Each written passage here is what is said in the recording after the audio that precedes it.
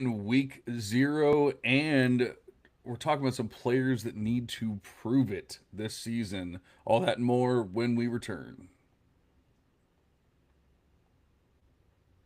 Maybe.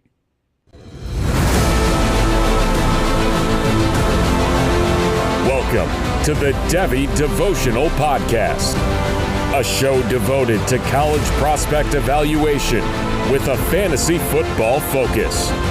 With your hosts, John Arrington, Aaron Wilcox, and Andy Starr.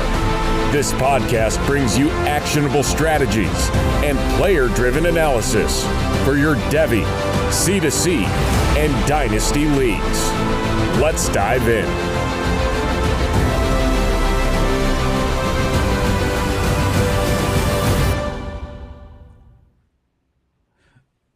Let's dive into college football. Welcome into the Devy Devotional, where we stay devoted to Devy. I'm your host, John Arrington. Now that I'm actually back on the screen, sorry, having some technical difficulties there. Joined as always by Andy Starr, not by Aaron Wilcox this time. Unfortunately, he is out of town. And because of that, I guess I just get to say that I'm the winner of Guess the Guy. I never had to go in the last round. Andy's giving me a face, so I'm guessing I'm taking that as a no, but we'll, I we'll think figure you out you guessing. need this week. You need this week to like catch up to everybody. Well, yeah, but you just assume I was ahead before that round and everything. So, it's just do a little quick, easy John Mhm. math, and next thing you know, championship. No. At some point, we'll do Guess the Guy. We'll finish it up. Hopefully, Aaron will be back soon. We'll do a quick one, and we'll actually get an answer to that question of who is the champion, or are we all going to finish? Or I guess, well, we can't finish tied. Aaron is ahead of Andy, so we'll have to see if I can tie or beat Aaron. But like I said, we're talking about week 0. We finally got some college football played on our screens. It was a little ugly to start out, but we got actually some decent plays and things later on in the day and in the game.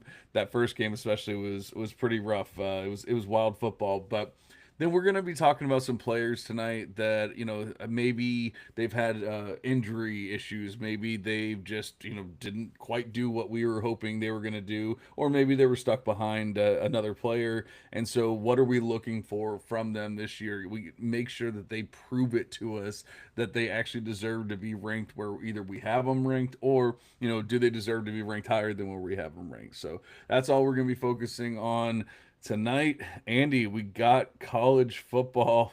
College football was back. We were obviously very excited, and then I think you messaged me about what, a quarter and a half in, and said, "Wow, this is gross." Yeah, I think that was like the prevailing sentiment across everybody's timeline on Saturday when Farmageddon kicked off over there in Ireland. It was like this game is just brutal to watch. It was like a fumble or a dropped pass or a muffed punt every possession for like the entire first half. I will say it got more exciting in the second half. People were scoring touchdowns again, which was fun to see, but it was raining over there in Ireland and they're playing on a soccer pitch, which is I think a little bit different than playing on like an American football field. So you can understand like some of and it's the first game of the year, right? So there's going to be some rust. Obviously, this is the first action that any of these guys have seen in months. So wasn't the best product, but it didn't really matter because we just needed something to watch. Finally, after all these months, this felt like the longest off season for me in a while. I don't know why. It just maybe there was not as many compelling storylines this off season. I don't know, but it was a lot of anticipation built up, and it was good to finally actually see something happen. Yeah, I think it's because there's so few proven players that like which just this offseason has just been trying to figure out who's going to take what job and who's going to be in what position to be Debbie relevant. And like I said, that's kind of what we're going to be getting into here in a little bit. But it definitely has felt like a long off season. Maybe maybe we say that every year, and it's finally here, and we probably do say that every year. But this one definitely did feel pretty long. I will say I was extremely excited. I sat down and watched that game, and man, that first half was just ugly. I've never been the biggest Avery Johnson fan or anything like that, but I was kind of like hoped or assumed that he could at least get the ball to Jace Brown. I'll tell you what, man, some of those throws were ugly, and I can't tell you how many times I said, "Oh my God, he's wide open, just get him the ball," and he just couldn't do it. Now, luckily, we did actually get some. Jace Brown had some flashes and was looking. Sorry, there's someone in my backyard with a flashlight. Uh, so there's a yeah. Hopefully, I'm not being robbed, but if I am, then you'll understand. But nevertheless, we'll talk about college football here. Uh, All the evidence will be live on YouTube, so if something yeah, bad happens, exactly. I'll Yeah, call the cops for you. yeah, right. Thank you. No, honestly, my dog is probably like attacking a possum or something, and my wife is probably back there trying to find him. Um, but yeah, so Jace Brown was my main focus going into week zero. That was the only player that I truly cared about going into week zero because it's the only true like Devy relevant player as far as I was concerned. Like there are a lot of like CFF players that people were excited about. There was obviously the Iowa State wide receivers that people were excited to see who can be what and be where and who's going to take over those roles. But all I wanted to see was Jace Brown. Is he still Jace Brown? Can he take a step forward this year? All that. The step forward part is maybe questionable just because I don't know if the QB play is going to truly let him take a step forward. But I saw everything I needed to see against a solid opponent, a solid defense. It's not like we're playing some FCS team or something like that where you go, okay, of course he's supposed to look good. Essentially getting open at will, and I mean honestly could have easily had like a multi-touchdown game. It ended up not being insane. I think it was like four receptions for 80 something yards and a touchdown. Definitely could have been even more than that, but I liked what I saw. 24 points, I believe, in on Fantrax. So obviously for fantasy purposes, even you like that, but I have a bold call of I think Jace Brown will be at least a top three wide receiver, but I think he could be the wide receiver two in this class when it's all said and done. And so I definitely was not upset about what I saw, even though obviously I always want more regardless. Yeah, I think he just did what he needed to do. Thankfully, Avery Johnson was able to hit him on one of those wide open routes, which is the one that ended up being that long touchdown, which also won me my bet. I sent you guys my little parlay, $10 over anytime touchdown for Jace Brown and like over 50 yards, which he hit. So I won some money off of Jace Brown as well, which was I was happy about. But yeah, if you look at like his market share and target share, it was around 30%. So, you're not gonna be mad at somebody for that. Like that's just a good game for Jace Brown. And like you said, it's just kind of what we've come to expect. He's not gonna be like this Jeremiah Smith guy who goes for 100 yards and a touchdown every single game, but he's gonna operate in his offense and be productive and command targets and be the best receiver on his team. And that's all we really can ask about from him at this point in time. If Avery Johnson improves from this game, which I think he can, I don't, considering the elements and how that game was going, I think Avery Johnson overall did pretty well. Like, he could do better, but I think he was probably the better quarterback in that game. So He we'll calmed see how the down a lot in that second half, and whether it was jitters, flying overseas, the rain or whatever. I mean, he looked like a completely different quarterback in that second half. And not to say he was perfect, because literally he missed Jace Brown on a huge play that could have been a touchdown. And then I don't know if it was the next play or like two plays later, that's when he actually hit him for the touchdown. So he could have easily, I mean, obviously it was the same drive, so he couldn't have gotten two touchdowns on the same drive, but right. he could have gotten an earlier drive. And then I don't actually, I don't remember exactly what happened, but I guess I thought that they were going to have another chance to drive down the field again, and then all of a sudden the game was just over. Like it seemed like it ended it very quickly. So I don't know if Iowa State was like running the ball, like running the clock Yeah, out and did a great there was job. there was like a late fourth down conversion from Carson Hansen, and then they were just able to kneel it That's what out. it was. Yeah, see, Yep. because maybe I kind of tuned it out because I saw the fourth down and I'm like, all right, they're gonna get another drive, and then next thing you know, I was like, oh, the game's over. What did I miss here? So they must have converted that fourth down and just ran the clock out, which is smart on their part because it was a close game. Easily could have had another 50-yard touchdown from Jace Brown and finished the game there. But point is, I think with Jason and with Avery Johnson, there's definitely going to be even better days, but. I mean, like I said, I think it was like 24 points or whatever it was, 25 points on Fantrax. Cannot hate that at all. I'm looking at the rest of the game because I know obviously some people were talking about the tight end. Was it Garrett Oakley? Is that right? Yeah. Is that someone that I think you put it in your recap, It was right? Was probably that me. right? Yeah. Well, I Yeah. just mentioned because Garrett Oakley's a guy that I have. I've been aware of him since last year. Just being the starting tight end at Kansas State, and sometimes you'll play a DFS lineup or something, and he'll be like the cheapest tight end left. But uh, he didn't do great last year. I think he only had like 200 or 300 yards in the season. But in this game, I think he was their second leading receiver Yeah, I'm looking at it at right here. He had 5 receptions. third. So he was their Yeah. third Well, leading yeah. receiver. Because Bradley had 3 for 75, but Right. he had a couple. He had like one big play that really did most of that.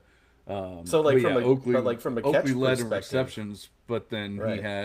he had the third most yards as well. Yeah, and I just sort of mentioned like this is a year where we don't really have a tight end that anyone loves, and if this guy's gonna lead his team in receptions, or I'm not saying that's gonna happen because that's probably obviously gonna be Jace Brown, but if this is a guy who's gonna get 5 targets a game, let's say, and he catches 60% of them, that's a pretty good season for a college tight end, and yeah, he's got the size.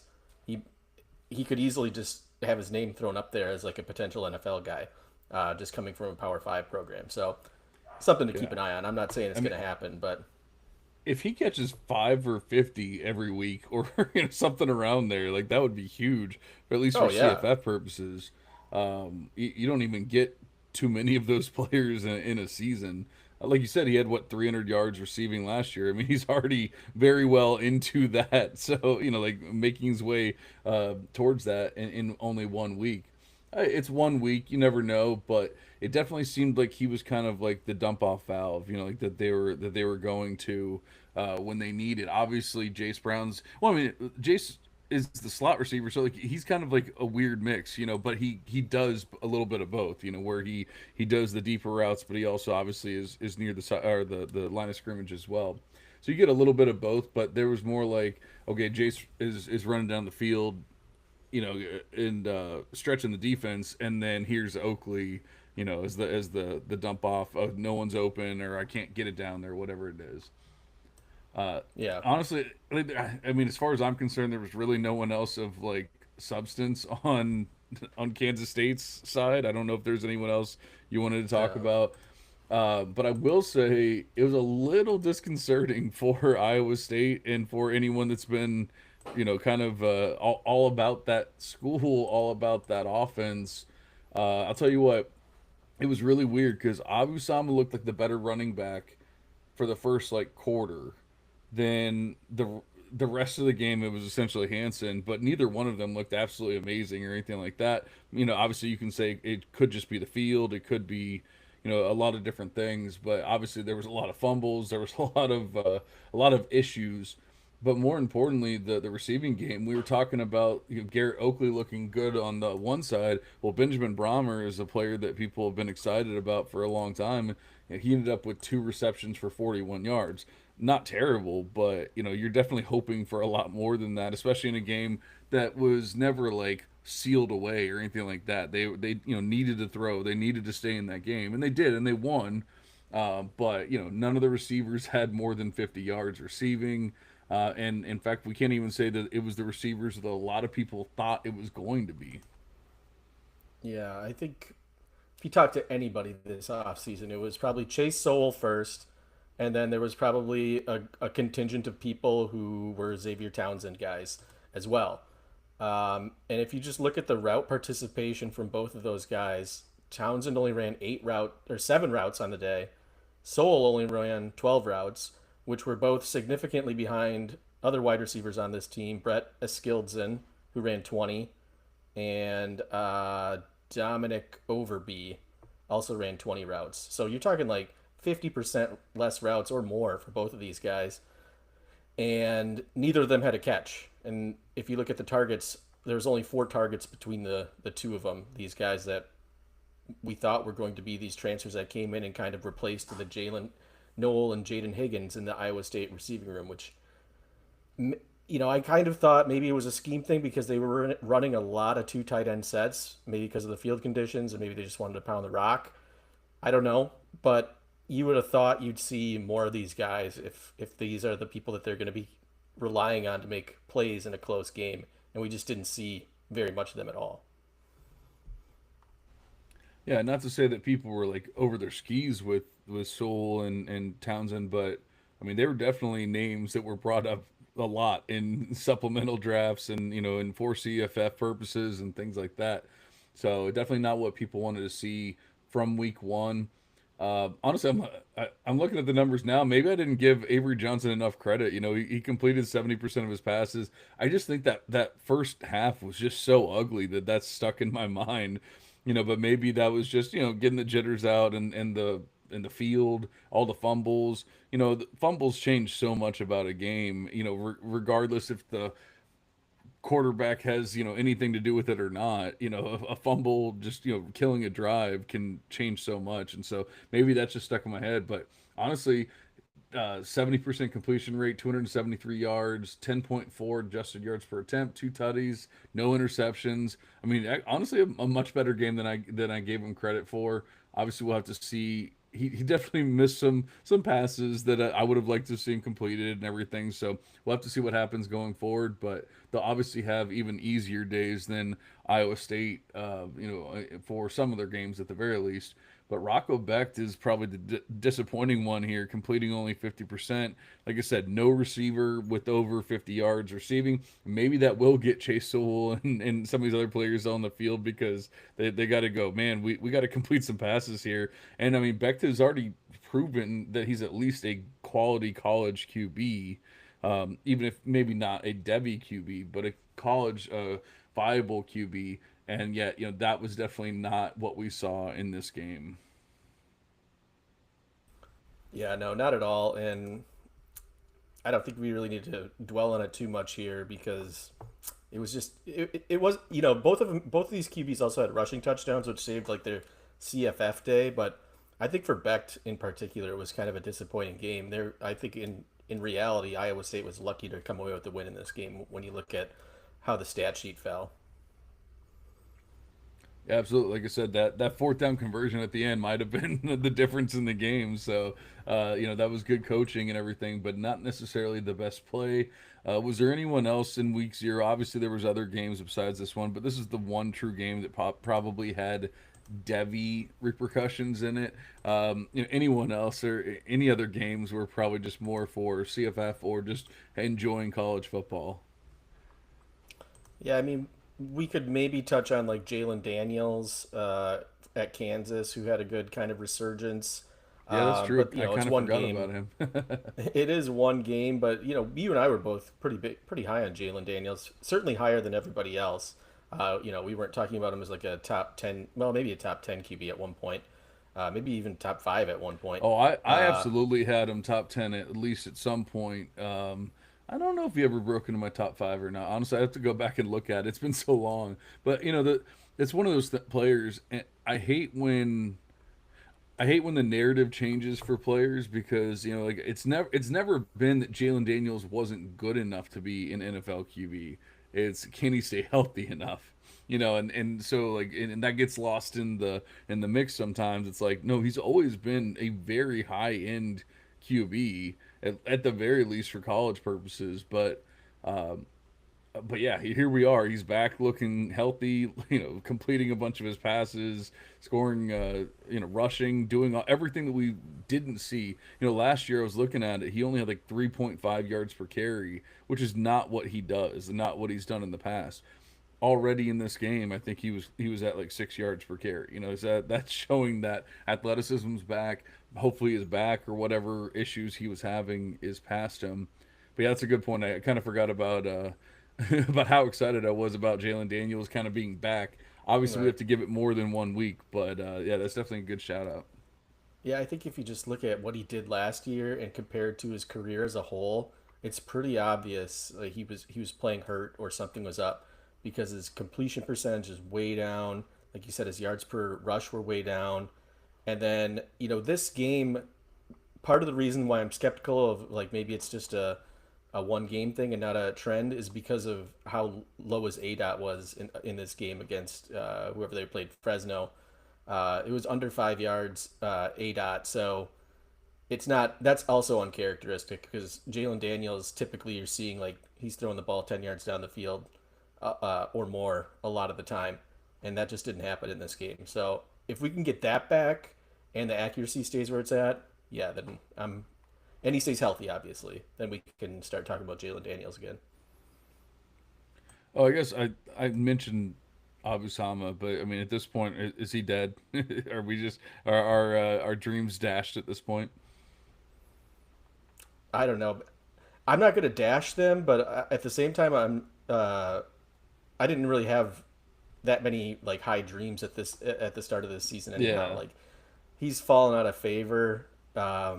I do think that he can still be better than Carson Hansen if we go once we go back and look at the season as a whole. But I think Carson Hansen, that train is starting to leave the station way too prematurely. Uh, Yeah. so I would pump the brakes on Carson Hansen, even though he He had a was pretty good better. I game. don't know if he was good. He was Yeah. better than Sama. So yeah, I'm willing to take the L on Sama. Although I mean, I really feel like when we got in on Abu Sama, it was like everyone else was already there, and we were like, oh, I guess we gotta be in on Abu Sama too. And then now it definitely seems like those days are over. But I think that's enough about week 0. Obviously, we're extremely excited about week 1. We actually have some like legitimate games that could determine playoff circumstances, could determine a lot of things. And there go my lights. So I think that we have a lot to be excited about this week. We have a lot to talk about, and why don't we dive into Debbie?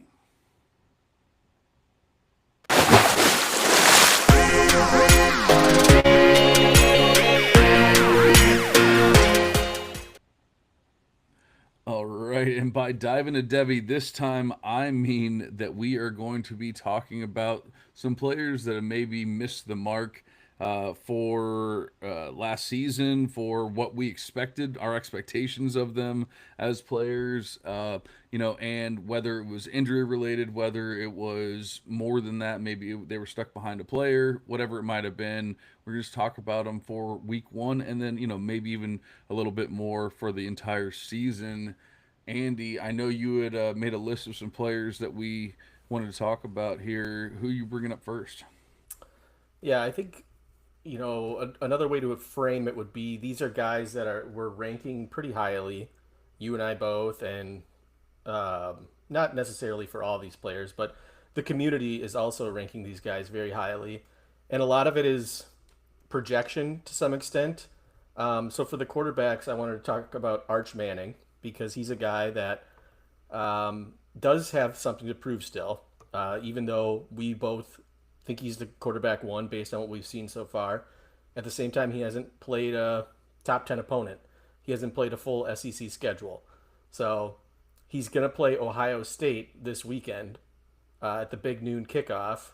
So I thought it was a good idea. Let's say, well, what do we want to see from Arch this weekend for one, but also the season as a whole? Yeah, absolutely. I think, not saying you, a lot. I listen to a lot of pods. I hear a lot of opinions about players and things, and I feel like one of the things that goes around is that Arch is unproven. Arch hasn't done enough. He only played against weak competition and looked great against weak competition. But I think we actually can look at what in the games that Quinn Ewers went out on, and where they both played. Arch Manning was better than Quinn Ewers statistically in those same exact games. He looked better with the eye test, and then he statistically was better. He completed more a higher percentage of passes. He obviously completed a higher percentage of touchdowns. Not saying that'll continue at that rate, but he did very well, and he threw less interceptions, all on the same team with the same players, with the same O line, the same everything else. And that's not even counting the fact that he was running a lot more than Ewers does.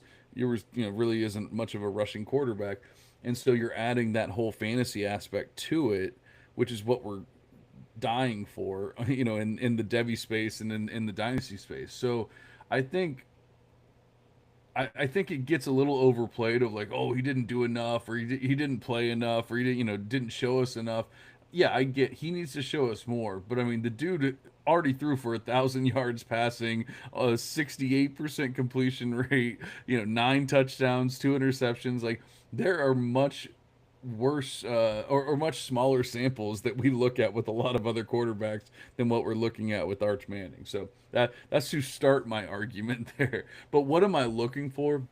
I guess I just said it. I'm looking for him to be better than Quinn Ewers. I'm looking for him, in the same offense. I'm looking for him to look like he can actually push the ball down the field, make big plays, and not just dink and dunk like Ewers did.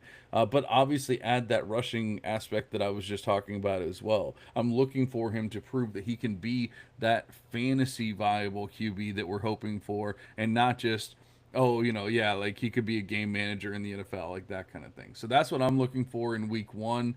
Obviously, they don't have the easiest matchup. It's not. Well, I mean, yeah, actually, it's a pretty legit matchup. So I would say, I guess in week one, I'm not okay. In week one, because of the defensive matchup, I'm not necessarily looking for him to look better than Quinn Ewers did playing against Mercer or whoever they played against in week one last year. I'm looking for I'm looking for him to look okay. I'm looking for him to not look lost out there, things like that. So for week one, I'll settle with okay. Give me like 200 yards passing, 2 tutties, and like say 35 yards and a rushing touchdown, and I'll call it a day. Okay, so you're gonna throw some numbers down. That's fine. I think you're right. Like the sample size was big last year. Obviously, if you look at the numbers, you say, well, we brought it up last week. I think that he threw like a touchdown every 10th attempt, which that's not going to continue, and it's because he's going to play teams like Ohio State and some of these top teams in the SEC. That's not going to continue because you just can't do that against those types of teams. So yeah, we want to see what he can do for a full season, obviously. Uh, and Ohio State on Saturday by miles is going to be the most important game he's ever played and the most difficult opponent he's ever faced. But we've seen him put numbers against the middle of the pack SEC teams, the G5 programs. Can he do it against the high level top tier teams? If he goes out on Saturday, and I think if he limits the mistakes, continues what he did against the teams that he's already played, makes the throws downfield, continues to be accurate, throws touchdowns. I think if he just has a safe game, limits the mistakes, he would have to have a monumental collapse the rest of the way to not be considered the QB1. If he just has like an efficient, good game against a top five opponent who also happens to be the national champion defenders, even though they're missing a lot of guys over there that they had last year on Ohio State, especially on offense. But we could really spend a lot of time on this game just with like the prove it players. I think we are going to also talk about a couple wide receivers in this game later on. But yeah, he's just got to not really implode this week. And then for the season, I think we just need to see what we saw last year and stretched out for a full year. We want to see the yards per attempt up around 10 yards. We want to see the touchdown percentage high, the interception percentage low, and making the throws downfield. We don't want to see him turn into like a dink and dunker, like a Bo Nix or anything, which there's no reason why we should think that should happen. But that's especially in Steve Sarkisian offense. But that's basically it. We just want to see Arch do what Arch has already done, and then do it for the full season. So the good news is we have recent Texas versus Ohio State game logs to look at and say, like what could we be looking for here? And this is what I'm saying. I want him to be better than Quinn Ewers. And the reason why I say I want him to be better than Quinn Ewers is Ewers against Ohio State in the college football playoffs went 23 of 39 for a 59% completion rate, 283 yards passing. I mean, on 39 attempts, yeah, you would hope that you have 283 yards, 7.1 adjusted yards per attempt, two touchdowns and one interception.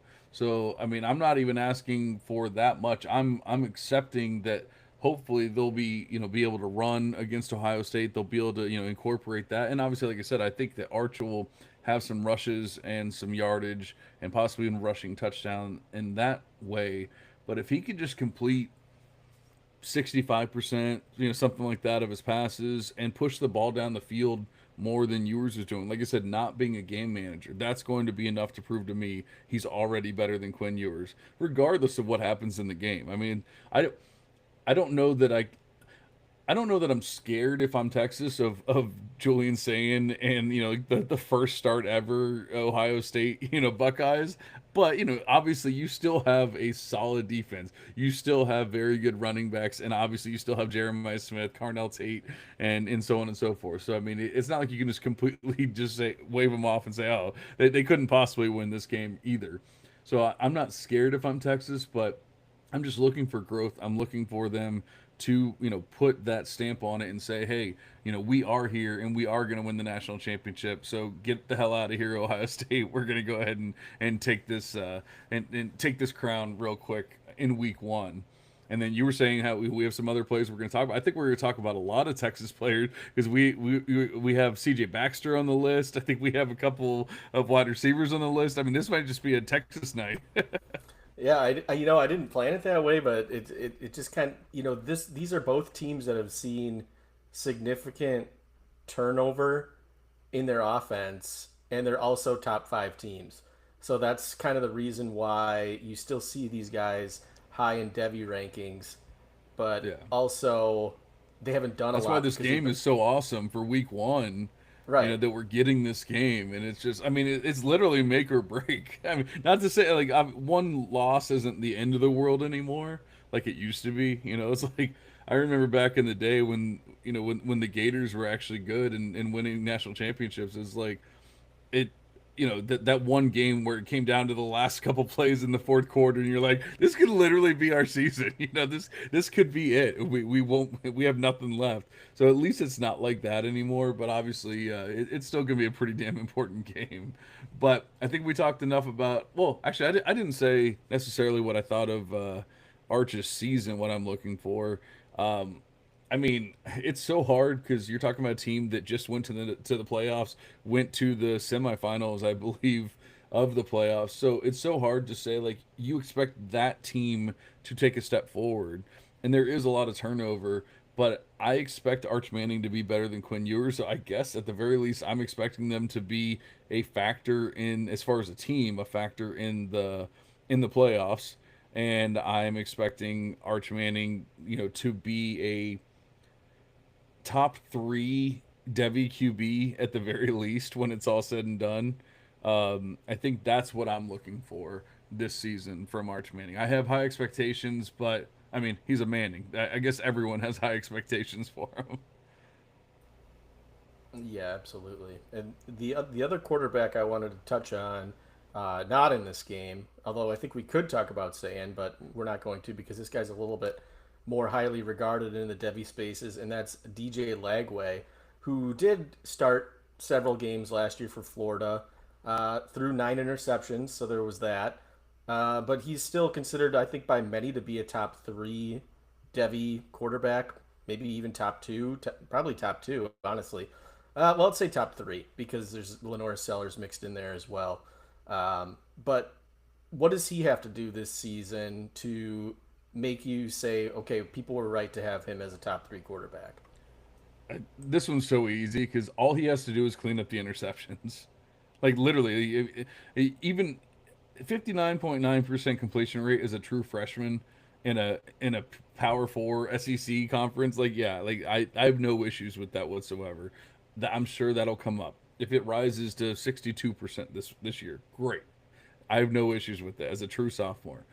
The touchdown percentage, 6.3%, right around. I mean, that's probably actually a little low for college purposes. I honestly, I know a 6% touchdown rate in the NFL is actually pretty damn high, but for college purposes, that's actually probably a little low. But absolutely nothing wrong with that. The yardage, everything's fine. The adjusted yards per attempt, everything looks great. I mean, we know he has a hell of an arm. The big time throw rates there. Like I love DJ Lagway. Once again, I get the F on the hat, but I love DJ Lagway. But holy crap, 4.7% interception rate just ain't gonna cut it, bro. Like, so I mean, it's so simple. Just clean up the game, and it'll be so different. And I mean, obviously I would assume that this is probably the best receiving core, and maybe I'm wrong because there's a lot of youth to it, but I would assume that this is the best receiving core that Florida's had in quite some time. But there is a lot of youth to it, so maybe it's going to be next year or the year after that or whatever when it actually comes to fruition. But it's been a lot of these fourth and fifth year guys that are like, yeah, like obviously it's great you can go get us 700 yards, but like you're never going to be anything. You're never going to be amazing. Ricky Pearsall is probably the biggest name, and even then, Ricky Pearsall wasn't a name. Like I remember screaming into the ether how Beth loved Ricky Pearsall, and people were like, "Okay, okay, idiot, calm down there." Like, yeah, now obviously everyone seems to love him, but I think point of the story is he needs to obviously calm down a little bit, take a step forward this year, just clean up the game without losing the big throws.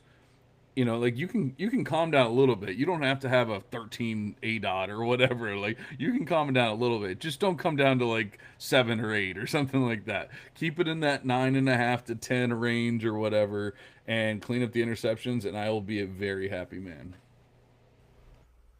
Yeah, and I think he will do that. Just looking at his advanced stats from last year, his turnover worthy throws, he only had seven of them, but still he had nine interceptions. So what that tells me is some of those weren't his fault. Because if you look at most quarterbacks who have played a full season, their turnover worthy throws are going to be it's going to be a higher number than what they actually threw for Yeah. interceptions. It's But with usually at least Lagway, like one and a half times more, if not more than right. that. So to see that Lagway have nine interceptions on only seven turnover worthy throws is kind of strange. I expect like some regression there just based on the statistics. Um, And so I've we'll done see. research on that, and I mean, on the NFL side, I would imagine it's not that different on the college side. But I mean, those seasons happen, and then they do revert. Like they go back to what they're supposed to be. And in fact, I originally I had like a system or whatever you want to call it, where it was called danger rate, and it was something that I looked at, and it was essentially like it was called uh oh man, now I can't think of what I called it, but essentially it was saying like, last year you were way over on interceptions, and we're expecting regression, this time around. So, that definitely is a thing. So I honestly didn't even realize that they were that low as far as the turnover worthy plays. I was just focusing on the actual turnovers themselves. So that actually does give me a little bit of hope. Yeah, yeah, and I think it should give Florida fans and Devy fans hope too, because this is a guy who throws the ball downfield probably more than anyone else in college football at this point in time. Um, and he does have more talented wide receivers. I know he loses Elijah Badger and Kamir DK, who were both. Well, DK for one was drafted in the fourth round, but that might not be warranted. We'll see. And then Badger, I think he eventually ended up on an NFL roster. I don't know if he's still on one. And then, of course, they've got uh, Eugene Wilson coming back. I know he's been dealing with an injury, but if he can play, that'll obviously be a nice safety blanket. Some comfort level there with DJ Lagway, just from being on the practice field with each other for 2 years now. But from a talent perspective, with Vernell Brown and Dallas Wilson coming in, these are this is the most talented wide receiver room Florida's had in a long time. So he shouldn't have an excuse there. As from a talent perspective, he should have what he needs with these. At least one of these two guys has to hit it, I would think. And it's just a matter of can they. And I think what you were saying, it's probably going to be year two for like Vernell Brown and Dallas Wilson, where Florida really steps out as like a true championship contender. But I think this offense is going to put some points on a team like an Alabama or a Georgia this year, where you don't expect Florida to win, and then it's the fourth quarter and they're up by a possession. So Yeah. I like this team. I like DJ Lagway. I think he will clean it up, and I think that's basically what we want to see. Either they have an easier game this weekend. They play like Long Island University, Brooklyn. So if you didn't know Brooklyn had a football team, you do now. So like from this weekend, I think Lagway, turnovers are kind of a weird thing, obviously from what we saw last year. So if you see some turnovers, I don't want to see a lot of them because this team's just not good. I think basically what I want to see from Lagway is just this game should be over by halftime. Uh, Yeah. Aside from that, there's really nothing else. Like because this Yeah. could just be pound the ball with Jaden Baugh for a half. Right. That's it's hard to come up with a number when you're playing Brooklyn 99 or whatever you just said. Yeah. It's but I will say like I think I'm with you. Just be dominating by halftime and we're happy. At that point and Right. we're saying like yeah, you did what you're supposed to do. I remember like when Jaden Daniels was becoming Jaden Daniels. That's kind of all I was looking for in those first few games because they were all like easier like FCS opponents and stuff like that. And that's kind of all I was looking for is just be that dominant force. I don't necessarily care. Oh no, you didn't play in the second half or whatever it might be. Like that part doesn't necessarily matter. But yeah, just be that dominant. It's a little disconcerting that the last two games where um, he was healthier there in the Tulane Bowl and against Florida State, and I guess even at Ole Miss. I mean, he only attempted 17 passes, but I think that was probably just what they did.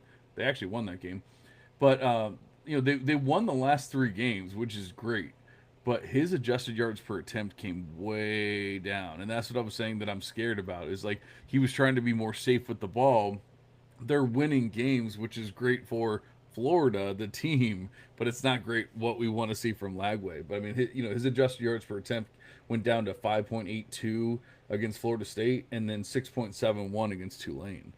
That is definitely not what we want to see because he was in the tens, nines, 11s, 15s before that. That's what we want to see. He kind of cleaned up his act a little bit, even though he was still throwing interceptions, which is not great. But that might be what you were talking about, where like he cleaned up his act, but yet he was still throwing interceptions, which is where the turnover worthy plays come from and all that. So I need to see him actually keep the passing down the field, keep being a big play kind of guy. But yeah, clean up the act, and we will be very happy. I think everyone will be happy. All right, so I think that's it for our QBs, right? But we have like Yeah. 95 other Texas players that we want to talk about here. So you want to talk about the running backs or the wide receivers? We could do the running backs. I think we can knock them out quick just because you and I kind of have similar views on what running backs need to do. But we'll just get the Yeah. Texas one out of the way early. He's a guy that was the running back one in his freshman class a couple of years ago, coming back from a pretty severe knee injury, and now finds himself behind 1,000-yard rusher from a season ago, and that's C.J. Baxter at Texas, who is behind Trey Wisner over at Texas. Yeah, and this one's really tough for me because I acknowledge that if there was ever a player that was going to change or get better, it's a freshman running back or a player that's only put up freshman numbers, and obviously that would be C.J. Baxter here, even though he is now a junior, but he missed his entire second season, so we never got to see that him take a step forward. But that first year was just not great at all. And and there's a reason why Trey Wisner all of a sudden is a thing and all that. It's because C.J. Baxter did not look amazing. If he went out and looked like what we expected C.J. Baxter to look like in year one, we wouldn't even be talking about Trey Wisner right now, like we at all. So that part's wild, but you're talking about with Baxter, he had 162 attempts in his freshman season, but point 0.83 PPR points per touch. He actually did catch some balls, so like at least there was a little bit of a receiving game there. You can say he has more of that three down nature, but 4.3% big time run rate is not what we want to see from our stud RB1 overall, anything like that. So love the size, love the player, recruits there. Freshbeth loves him. Like there's so much to love about CJ Baxter, and yet obviously coming back from the injury, from all accounts, he's looking great. The team is saying he's essentially ready to go. If he's not 100% today, he'll probably be 100% here pretty soon. And so we're starting to get excited about him being back on the field, but I guess what I'm looking for in week one for Baxter would be show me a little burst. That's it. Like just show me that you're not a 4.3% burst kind of guy, and that the injury hasn't completely derailed your career. And I mean, even if it's only like, oh, they only trust you to have 5 carries or whatever, break one of them for 20 yards. Just do that. If you show me that, I think I'm pretty damn happy in week one. And then as far as the season goes, I think I'm keeping my expectations low. As much as I would love to say, oh, he's just going to go out and have 2,000 yards and whatever else. I don't think that's going to be the case. I think obviously Trey Wisner will be a thorn in his side, but I guess my goal for the end of the year or the entire season would be that at some point CJ Baxter takes back that RB1 role. Yeah. Um, I think you hit on all the points that I was going to touch on regarding like his freshman season and everything. So I'll just say what I need to see from the season. I think he needs to. The only other thing I would add is that Trey Wisner also has proven himself to be a reliable receiving back with 44 receptions last year. So it's going to be hard to say, hey, I'm the third down back now that I'm healthy and Jadon Blue's gone, because I can do that and you can't, because Wisner could just he could do it. He's like, I caught almost 50 balls last year. I can occupy that role. So for me, I want to see from the season standpoint, I think he needs to have more touches than what Jadon Blue did last year to justify his rankings right now as a Devy player. I think he needs to have more touches because that would indicate that he's one, a better player, and I think two, that he also needs to improve that big time run rate. He doesn't need to go up to like 12% or anything crazy, but I want to see that number at above 7.5%, which is kind of the line that I look for. Um, and then receiving wise, just do what you're doing. Keep that yards per route run above one. I don't know how many receiving downs or routes they're gonna give you with Wisner in front of you. Um, but just be efficient. And I think you're right. I think at some point the split does need to at least get to a 50-50. I'm not saying he needs to take the running back one spot away from Wisner. I think that it just needs to be, you don't know who's gonna handle the rock more times, drive in and drive out, because both of them are getting a similar workload by the end of the year. Yeah, it's going to be tough. I don't think Baxter's just going to take that backfield. I think we've seen that Sarkeesian is very adamant about like let the pro play. Like let the older guy play. And it's not even that Trey Wisner's actually technically older, but I mean he has more experience at this point. So let the more experienced person play. I think that's what we're going to see at least in the beginning, and that's why I think my goal is just get back, and that's me. Like a lot of times, we talk about these players, and I'm like, I might obviously I've won. I'm in 4 seasons Devy was on 7 leagues total that were easily league total. Where I might have one of these players, and like I just traded one CJ Baxter. Before that, I was at 7 of 7 CJ Baxters. Like I need CJ Baxter to come back and do well. But I'm just give me a little hope. I'm not asking for you for the moon. Just give me a little hope here. Yeah, I would agree. Uh, the other running back I wanted to touch on is Nate Frazier, who people have kind of crowned as the next Georgia RB1. And he did lead the team in rushing last year ahead of NFL draft pick Trevor Etienne. So he had 600 yards, 670 yards as a true freshman, 8 touchdowns. How much of a step forward does he have to take to justify that top five, top 10 running back rank right now? Yeah, so Frazier was never a player that I was like uber excited about, but it was one of those where there's just such a muddled backfield, especially as a recruit, and it just kind of, I guess, in his favor, just everyone just cleared out of his way. Like I loved Roderick Robinson as a player. I liked Branson Robinson as a player, at least at one point. Obviously, he got hurt, but even before then, I kind of fallen out of love. There's so many players that it was just like, oh man, like there's just too many players ahead of them, and then they all got hurt, and it didn't matter anymore, and it was just the Nate Frazier show. So, he's not like truly a proven player, but he has 145 attempts to his game, so we can at least say we kind of have an idea of who he is.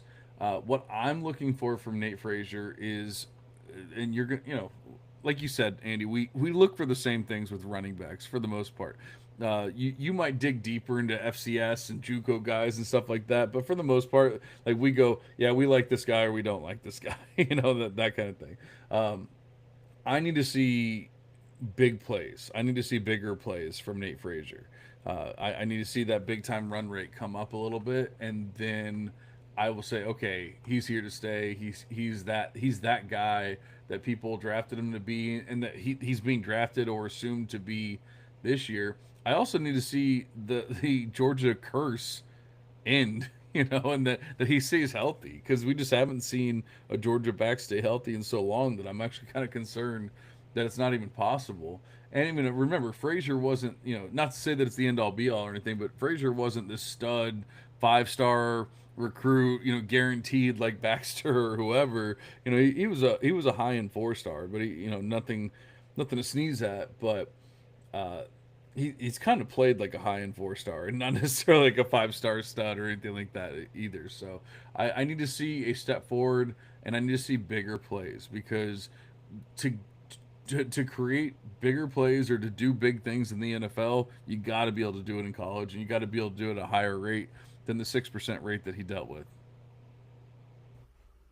Yeah, so that number's got to come up, obviously. 6% big time run rate needs to be up closer to 8. And it was about a 50-50 split with him and Trevor Etienne, with Etienne um, getting a lot more passing work too. Etienne had 32 catches to Frazier's 12.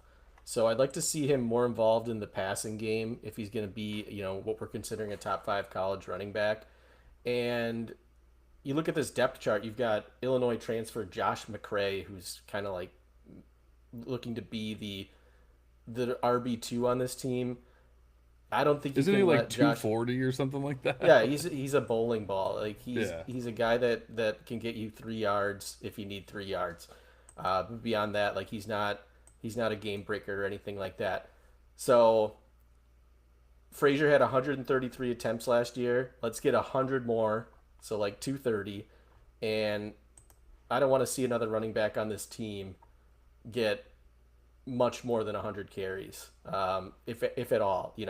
I think he needs to dominate that backfield, and because there's just what I wouldn't consider it to be very deep at this point in time. I know Georgia's always bringing in top end guys, either I wouldn't say from the transfer portal this year, but definitely freshman recruits are always going to Georgia. But at this point, I feel like Frazier needs, if you're going to call him a top 5 running back, which I think a lot of people are, I think he needs to really take a hold of this backfield. We're improving that receiving game. I'd like to see 25 catches plus, and then, like I said, probably around 230 carries on the year, and get that big time run rate around 8%, and then we can we can talk. Absolutely. Well, I think that brings us to the wide receivers because we're about out of time here.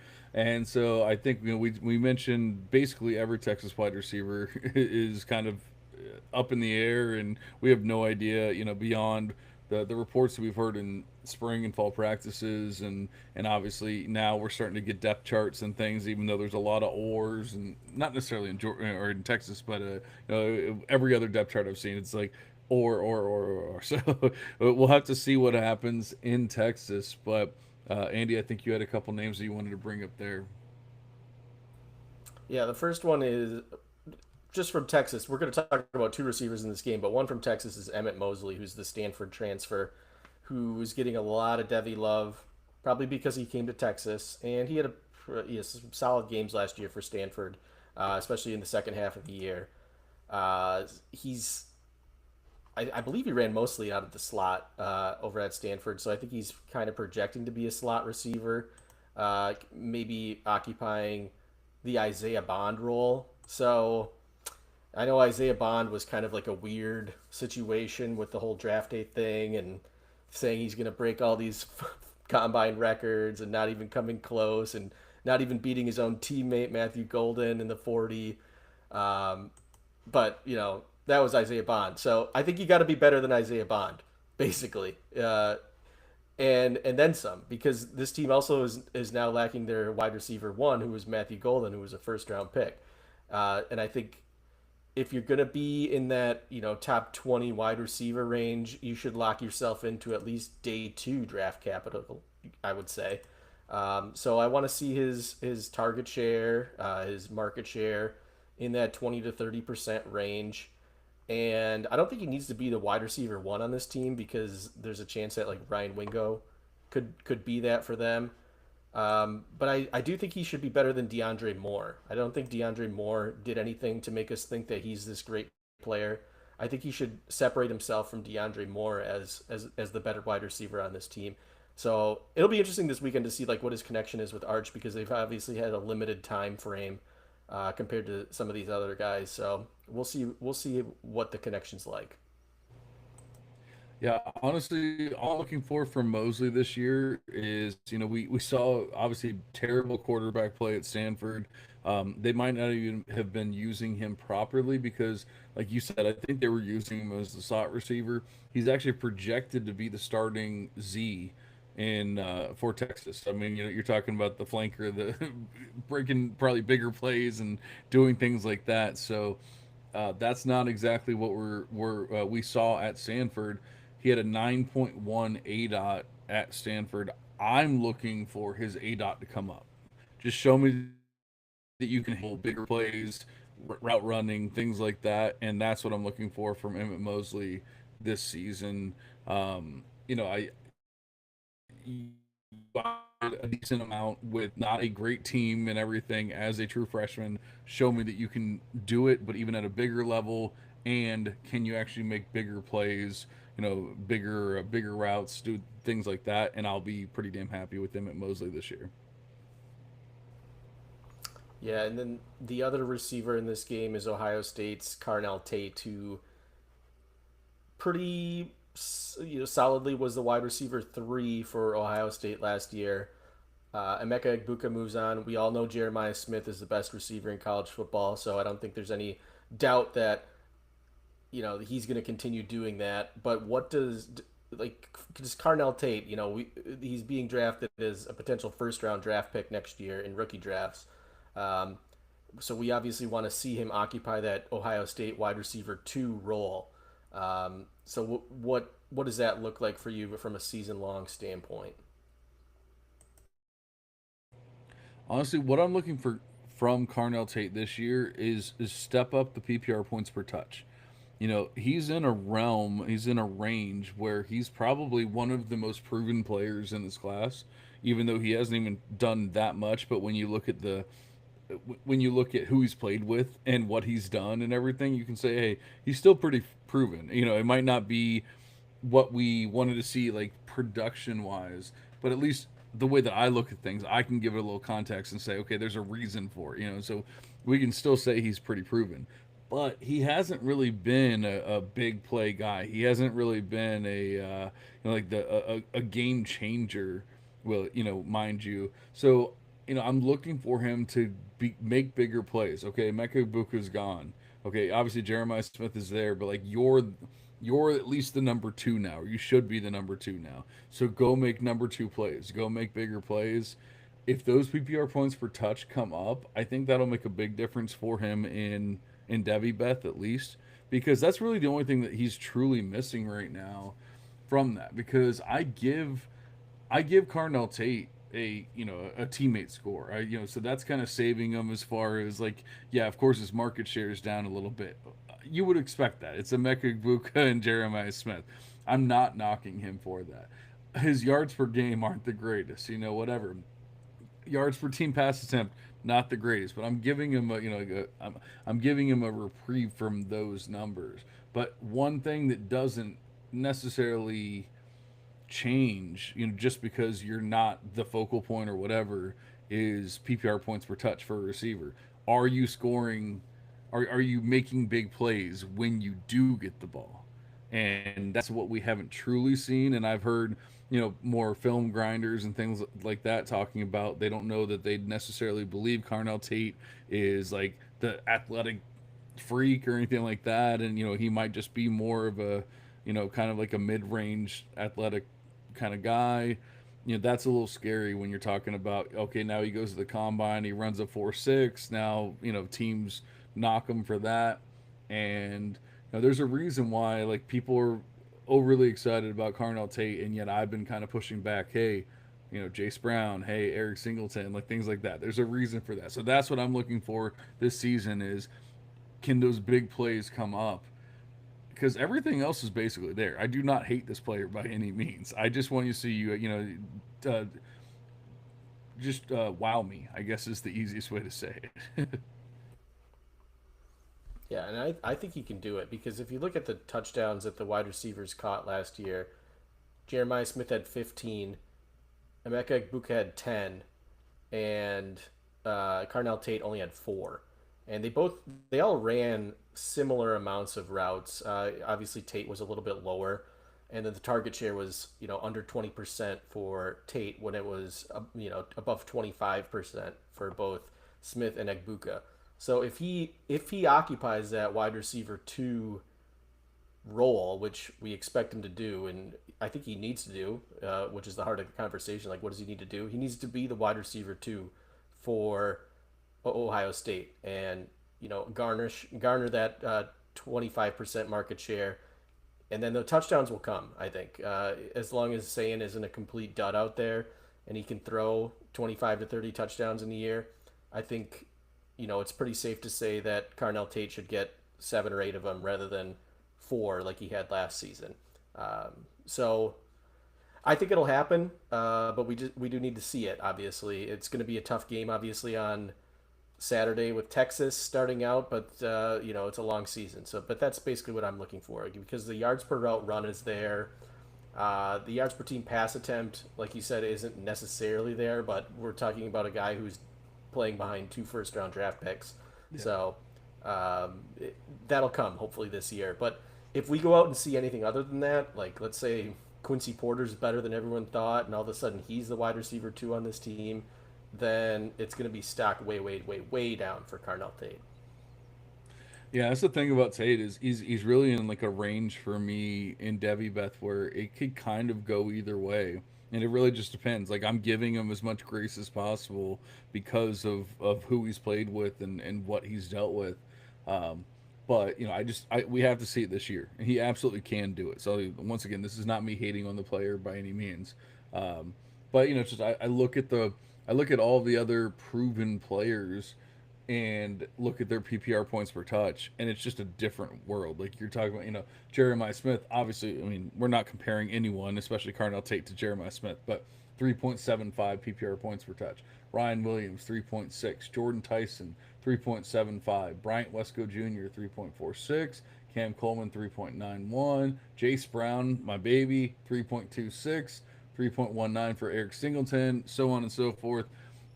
Then you get to Carnell Tate, 2.99. This is not terrible. I'm not saying he's a terrible player.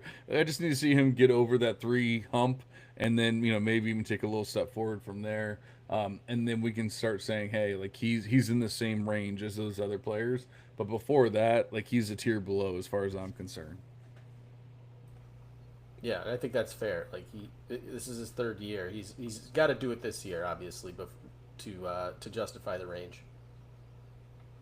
Absolutely. Well, I think that is it for that. Obviously, we have a lot of football coming up this week, and then we will have a lot of football to recap and talk about.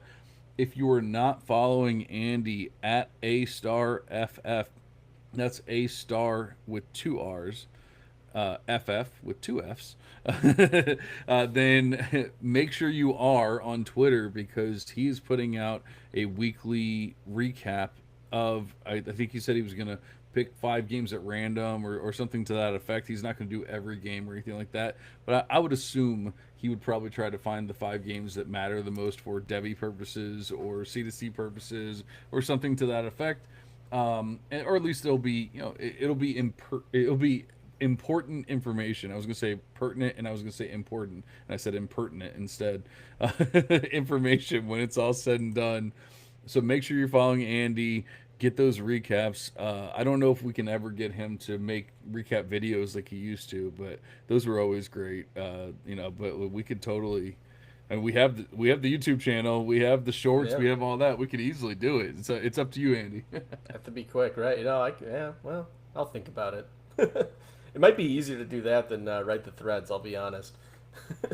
Well, we can talk about it after the show, but the way this recording program works, it kind of creates like notes, and so you might be able to do both, where Right. it creates the notes from what you're talking about, and then you have a little bit of both. Well, there you go. So we will talk about that afterward. But who knows? At the very least, you make sure you're following Andy for the threads, and then maybe we can convince him to do some shorts or YouTube videos or whatever. So make sure you are following us on Gridiron Ratings YouTube channel.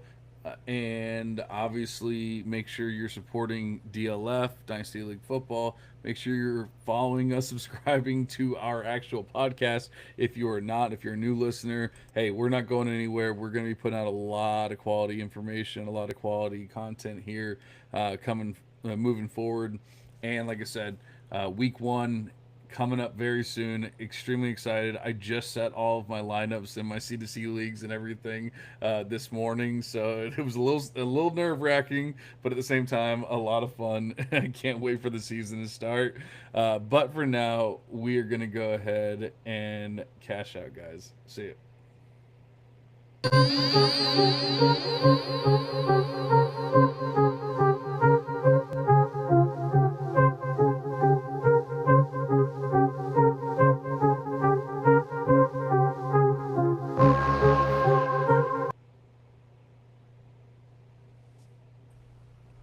I like that one.